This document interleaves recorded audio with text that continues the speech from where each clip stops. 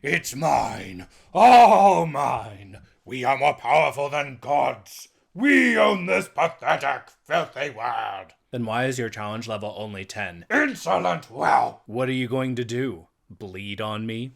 Welcome back to a Compendium of Monsters. It's Aboleth Week. Before we continue, slime that subscribe button to show your support for these Overlord wannabes. Aboleths are challenge level 10, and it's a bold claim for their species to have rivaled the gods with so little power. These large aberrations have an armor class of 17, average hit points of 135, a speed of 10 feet, a swim speed of 40 feet, and dark vision out to 120 feet. Aboleths can speak deep speech, but also have telepathy that extends out to 120 feet. Remember, telepathy allows you to communicate with a creature even if you don't have a common language. Aboleths are amphibious, allowing them to breathe both air and water. Admittedly, it would be difficult to reign supreme over land creatures if you were stuck underneath the surface and restricted to bodies of water. Aboleths have the Mucus Cloud ability, which only functions underwater, and thank goodness because, ew. Mucus Cloud affects creatures that touch the Aboleth or make a melee attack and successfully hit. Because of the disgusting snottiness, the affected creature must make a Constitution saving throw or become diseased for 1d4 hours. During this period, the creature can only breathe underwater. Aboleths have the probing telepathy ability. Oh, is that what kids call it these days? Keep your nasty telepathic probe to yourself. In seriousness, if a creature contacts the Aboleth via telepathy within the Aboleth's line of sight, the Aboleth learns the creature's greatest desires, so like the NSA, but less subtle. Aboleths have a triple multi-attack that allows them to make 3 tentacle attacks for an average of 36 bludgeoning damage. These attacks can be made from 10 feet away. By that logic, an Aboleth can easily strike a target up to 50 feet away. Don't think you're safe, because you're not. Now, 36 bludgeoning damage is approximately half the damage the Aboleth should deal each turn for its challenge level, except each tentacle attack has a little surprise attached. You know, when I say it like that, it's gonna be bad. And it is! Each successful tentacle attack forces the target creature to make a Constitution saving throw. I'm seeing a trend here. Against more disease! Yes, this is a different disease than Mucus Cloud. For the first minute after the attack, the disease has an incubation phase, during which it can be removed with any spell that cures disease. After the first minute is up, the creature is affected with a crippling illness that turns its skin translucent and slimy. It gets better! The affected creature can only regain hit points underwater and takes acid damage every 10 minutes if it is not repeatedly doused with water. Moisturize me! The last bout of bad news is these conditions can only be removed by a heal spell or a different disease curing spell of 6th level or higher. Not even Greater Restoration can make a dent in this, which is good because my f***ing diamonds! But please, Aboleth, keep your f***ing plague to yourself. We don't want any. If an Aboleth is feeling sassy, it can make a tail attack for an average of 15 bludgeoning damage. It's not included in their multi-attack, so if an Aboleth just hits you with a tail attack and ends its turn, it's f***ing with you. Aboleths have the Enslave action. One creature within 30 feet of the Aboleth must make a Wisdom saving throw or be charmed by the Aboleth for forever, really. Specifically, this charm lasts until the Aboleth dies or is on a different plane of existence, but yeah, last I checked, Aboleths are immortal. The charmed creature is under the Aboleth's full control but can no longer take reactions. The Aboleth can command the enslaved creature across any distance using its telepathy. Luckily for the enslaved creature, there are a couple ways to escape. The charmed creature can repeat its saving throw each time it takes damage, or if it spends more than 24 hours in a space that is at least 1 mile away from the Aboleth. And to that end, I wish any charmed creature good luck. The volume of a sphere that has a radius of 1 mile is 616,581,000,000 cubic feet. Sure, it moves with the Aboleth, and there's some space in there that charmed creatures can access, but come on! We know the charmed creature is totally screwed unless it's literally carried, presumably kicking and screaming, away from the Aboleth's influence. There are 2 saving graces for Enslave, namely that the Aboleth can only use this action 3 times each day, and the save is a 14 instead of a 16, which is standard for challenge level 10 creatures. Actually, all of the saving throws an Aboleth can force are a 14 instead of a 16, making it 10% more likely that you'll save against a horribly debilitating effect. Yay, wizards! Not to be outdone by the impressive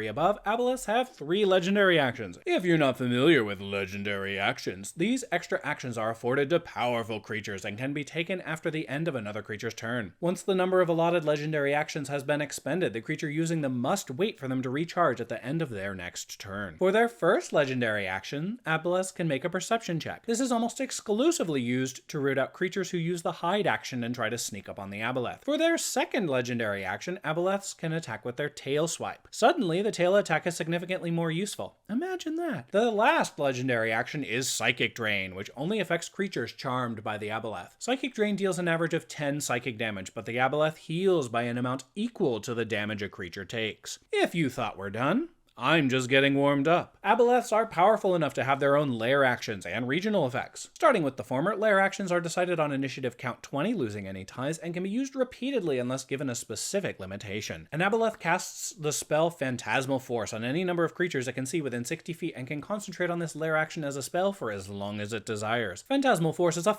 spell that allows the Aboleth to shape an incredibly vivid illusion in a 10-foot cube or smaller area. The illusion is real enough that a creature can take psychic damage, but the creature will appear to suffer a more relevant type of damage. Specifically, the Aboleth uses Phantasmal Force to surround a creature with lava geysers. That creature will take psychic damage from the illusion, but believe it was fire damage or bludgeoning damage if any rocks hit them. A creature that succeeds on its saving throw against Phantasmal Force is immune to the effects of this lair action for 24 hours unless it chooses to be affected, but why would you? An Aboleth causes pools of water within 90 feet of its location to surge at creatures and drag them into the water, prone. The creatures must be within 20 feet of these pools and fail a strength check, but I can't imagine how terrifying that experience might be. Luckily for all of us, this lair action cannot be used twice in a row. Lastly, an Aboleth uses the water as a conduit for its rage and its own ineptitude. Really? I don't know. Probably. The Aboleth can use this lair action to target a number of creatures it can see that are both in water and within 90 feet of it. Each target must succeed on a wisdom saving throw or take an average of 7 psychic damage. Again, luckily, the Aboleth cannot use this lair action twice in a row, though it can use it along with its water surge. Regional effects are largely a screw you to anyone trespassing in a powerful creature's domain, but they are centered on the creature's lair, which is really a dead giveaway as to where the creature is hiding, but whatever, fine. Anyways, anything powerful enough to have regional effects should make you concerned. Within a mile of its lair, an Aboleth can make all underground passages slimy and wet, which makes them difficult terrain. Water sources are supernaturally fouled, and any enemies of the Aboleth that drink the water will puke it up within minutes. Gross! Lastly, the Aboleth can project an image of itself to any location it has previously seen or any area one of its charmed creatures occupies. This image lasts for as long as the Aboleth maintains concentration and allows the Aboleth to cause it to behave as an extension of the Aboleth's own mind and senses. The image is intangible and disappears upon taking any amount of damage. If a resident Aboleth is killed, the first two effects fade over the course of 3d10 days. I would say that's f***ing ridiculous, but clearing major corruption and or filth from the environment takes humans just as long, assuming they bother. Crazier than your deranged family member who talks nothing but bad political views, Aboleths used slavery and domination to rule the realms of mortals until the gods arrived. Aboleths used to live in massive cities and controlled empires of hundreds of thousands, spanning several planes of existence. You may have heard of one of the most prominent Aboleth cities, Xifu. If you want to make a gatekeeper's head explode, pronounce it XX-Ifu and blame me. Or you could use the shape of water, but that's a really boring name. Anyways, the gods gave Aboleths the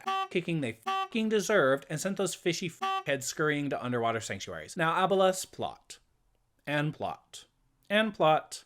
And plot. It's alleged Aboleths will eventually challenge the gods and regain their lost supremacy, but they're no closer to achieving that than they were when the gods first cast Aboleths down from their macabre pedestals. Like all aberrations, Aboleths aren't born. Aboleths were created by an unknown force and have a strange form of immortality. Each time an Aboleth is slain, its spirit is reborn on the elemental plane of water over the course of days or months. It would be ironic if Aboleths were created by an evil god. Curiously, Aboleths have perfect memories and pass their experiences on through generations, but they pass exact memories through generations, which could lead to something like this. Are you kidding me, Frahusel? Eat your commoners so you can get back to studying enslavement. But Mom, all we've had is commoners for weeks. May I please have something else? For millions of years, commoners were the only thing we could find, and we were lucky to get it. Where's your sibling, Pluicha? Ma, I'm vegan. Honey, your stupid kids aren't eating their commoners again. Oh, my kids. My kids aren't eating. Funny how they're your kids when they don't act up.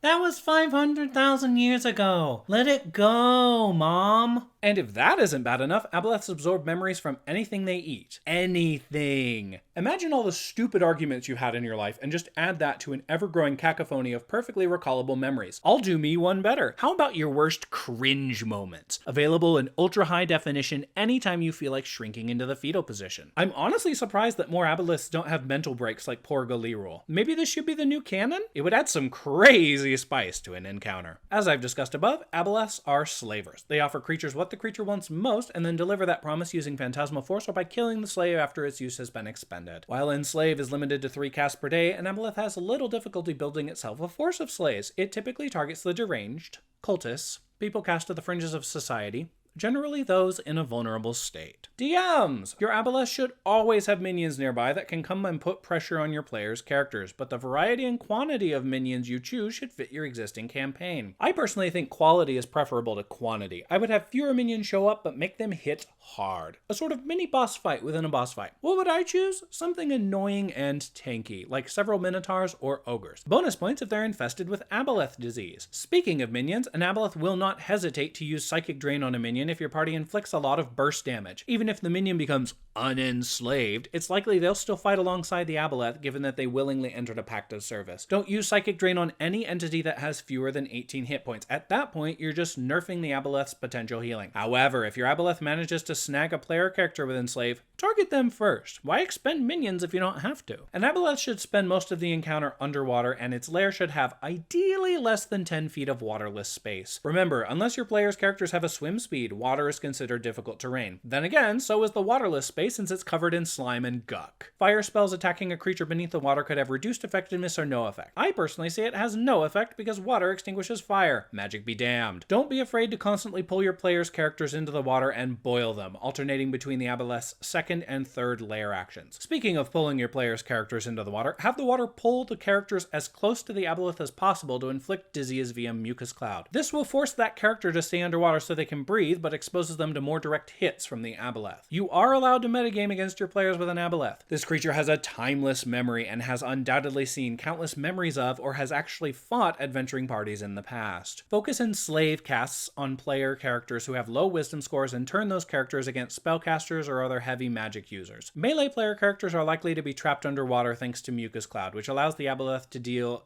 about 81 average damage per round between 3 tentacle attacks and 3 tail swipes, provided all attacks hit. If you have multiple player characters in the water with your Aboleth, consider using the Aboleth's third layer action to try and inflict a small amount of psychic damage on a bunch of different entities. If you're a serious jerk, you can have the entire Aboleth's lair be covered in variable amounts of water. A staging area has water several inches deep that drops off into a steep pool that is significantly deeper. Because of the wording, creatures are affected so long as they are in water within 90 feet of the Aboleth. Partially submerged feet technically counts as being in water. A word of warning, Aboleths have no resistances, immunities, or condition immunities. If your players are quick with their characters, they can really put your Aboleth in a bind. Try to keep your Aboleth on the edge of the fight at all times to reduce the possibility it's going to end up stunned, incapacitated, paralyzed. It would be a sad DM moment if your players raffle stomped your boss encounter. One last thing before I leave advice for our players, don't nerf classes with disease immunity. I get wanting to make encounters as intense and memorable as possible, but disease immunity rarely gets a chance to shine. If you plan to nerf or remove that class feature, replace it with something equally good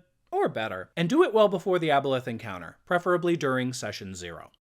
Players, you're up against an ancient entity that punishes your lack of preparedness. If you have any inkling you may be up against an Aboleth, have your character do some research if you happen to have downtime and a massive library available. While you should normally have this on your list of prepared spells, make sure one of your party members can cure diseases. Lesser restoration is sufficient if you have a party member with high medicine rolls, but a level 10 party will not have access to 6th level spells. There are classes that have disease immunity as a feature, and this is one of the few occasions where that is allowed to shine. If your DM plans to remove or nerf this class feature, they should have already discussed that with you during character creation. During the fight, try to stay out of the water. I know it's way easier said than done, but Aboleths are significantly more able in the water than they are on land. Levitating an Aboleth out of the water is impossible because they exceed the 500-pound limit on the spell, but bring an arsenal of frost and lightning spells. Strangely, Aboleths have no resistances, immunities, or condition immunities, which really allows you to fight with whatever you'd like. Non-magical weapons? No problem. Fire spells? Only a problem under the water. Lightning spells? Well, be careful about shocking the water around your fellow party members. If your party comes under heavy fire from Enslave, have Banishment on hand. While the Aboleth has a +4 to Charisma saving throws, removing the Aboleth from the plane breaks all its Enslave casts at once. However, you're not safe. It is 99% likely that the Aboleth you're fighting originated on that exact plane. It'll be back, but you may get 10 rounds to heal up and prepare for the next part of the fight. Speaking of saving throws, an Aboleth is only really weak to dexterity saving throws. heroes, cause look at that body and tell me it's gonna turn on a dime. At level 10, you should have a lot of possible conditions you can inflict on enemies. Aboleths are one of the few high-level creatures that are not immune to the poison condition, which will give them disadvantage on their attacks until resolved. Aboleths can be stunned, paralyzed, petrified, knocked prone, but not in the water because that's f***ing silly. Incapacitated, exhausted, charmed. You know, why is it that a variety of creatures in D&D have charms built into their stat blocks but aren't immune to charms themselves? Seems like an oversight, but whatever, exploit that shit. Aboleths are a blank slate where you can paint its blood all over the walls of its lair and your DM's poor brain as you take their big boss encounter and just smash it to pieces. Anyways, what do you all think about Aboleths? Let me know in the comments below. A special thank you to my patrons. And thank you all so much for watching. If you enjoyed this video, please hit that subscribe button, smash that like button, share my video on your Twitter, Facebook, or other social media, and make the leap to become one of my patrons on Patreon. I'll see you all next time.